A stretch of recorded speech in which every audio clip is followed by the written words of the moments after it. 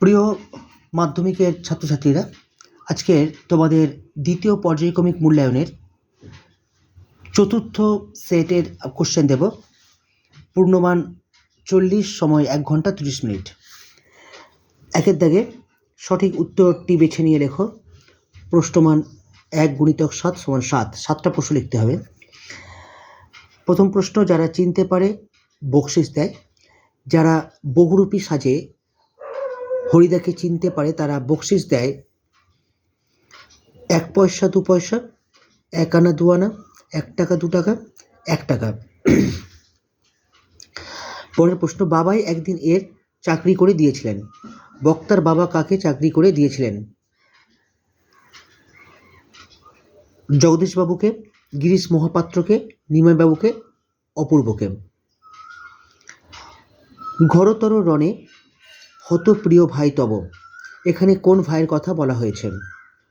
মেঘনাদ, বিভীষণ, বীরবাহু, কোনোটিই নয়। পরের প্রশ্ন, আসছে ভয়ঙ্কর। ভয়ঙ্কর যেভাবে আসছে, কেশের দোলায় ঝাপটা মেরে, বজ্রশিখার মশাল জেলে, অরুণ হেসে করুণ বেশে, আসছে হেসে মধুর হেসে। পরের প্রশ্ন, পরপদের অর্থ প্রধান হয় যে সমাসে, সেটি হলো অব্যয়ীভাব, তৎপুরুষ, দ্বন্দ্ব, বহুব্রীহি। পরের প্রশ্ন, সমাসের বর্তমান শ্রেণীবিভাগ কয়টি? 7টি, 8টি, 9টি, 10টি। পরের প্রশ্ন, 7 নম্বর প্রশ্ন, যুগান্তর এর ব্যাসবাক্য হল যুগের অন্তর, অন্য যুগ, যুগ ও অন্তর, যুগ যে অন্তর। পরের দাগে কম বেশি 20টি শব্দে প্রশ্নের উত্তর দাও। প্রশ্ন ছিল 8টি, 1 নম্বর করে।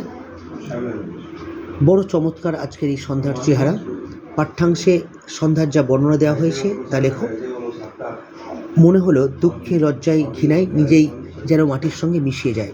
কোন কথা মনে করে অপূর্বের এই মনোবেদনা? 3 নম্বর প্রশ্ন, আলিঙ্গী কুমারে কে কাকে আলিঙ্গন করেছিল? পরের প্রশ্ন, আসছে নবীন জীবনহারা, অসুন্দরে করতে ছেদন। এই নবীন কারা? পরের প্রশ্ন, বহুব্রী সমাস কাকে বলে? উদাহরণ দাও। পরের প্রশ্ন, সমাস শব্দের ব্যাকরণগত অর্থ কী? পরের প্রশ্ন, দ্বিগু ও কর্মধারয় সমাসের দুটি পার্থক্য লেখো। পরের প্রশ্ন 2-8 এবং শেষ প্রশ্ন 2 নম্বর দাগের নিম্নলিখ পদগুলির ব্যাসবাক্য সহ সমাসের নাম লেখো। বীরেন্দ্র কেশরী ইন্দ্রজিৎ প্রণমিয়া ধাত্রীর চরণে, এবং মিথ্যে সন্দেহ রাখবেন না বাবুমশাই। 3 দাগের প্রশ্ন, কম বেশি 60টি শব্দের নিচের প্রশ্নের যে কোনো 2টি প্রশ্নের উত্তর দাও। 3 × 2 = 6। জিজ্ঞাসিলা মহাবাহু বিস্ময় মানিয়া। মহাবাহুকে তার বিস্ময়ের কারণ কি? অথবা মাভৈ মাভৈ জগৎ জুড়ে প্রলয় এবার ঘনিয়ে আসে। কবি মাভৈ বলতে কি বোঝাতে চেয়েছেন বা জানাতে চেয়েছেন? প্রলয় এসে কোন কাজ করবে বলে কবির মনে হয়েছে? আপনি কি ভগবানের চেয়েও বড়? কে কাকে এ কথা বলেছে? তাকে এ কথা বলা হয়েছে কেন? অথবা বুড়ো মানুষের কথাটা শুনো। এখানে বুড়ো মানুষটিকে, তিনি কাকে কোন কথা শুনতে বলেছেন? 4 নম্বর থেকে কম বেশি 150 শব্দে একটি প্রশ্নের উত্তর। প্রশ্নমান 5।